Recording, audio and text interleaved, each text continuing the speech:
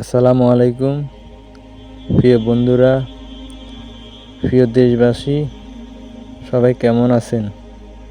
আশা করি সবাই ভালো আছেন।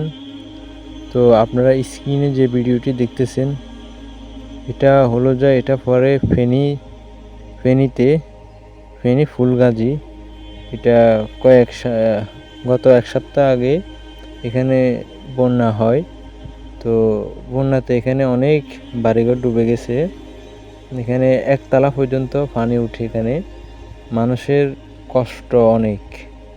মানুষ ঠিকমতো খাবার পাচ্ছে না। আমরা চেষ্টা করতেছি যাদের বাড়ি জমিনের ভিতরে, ওনাদের এখানে এখনও অনেক প্রচুর পানি। আমরা চেষ্টা করতেছি তাদের কাছে খাবার পৌঁছানোর জন্য। তো যেখান থেকে আমার ভিডিওটি দেখতেছেন, সবার কাছে অনুরোধ থাকবে, সবাই এদেরকে হেল্প করবেন ইনশাআল্লাহ।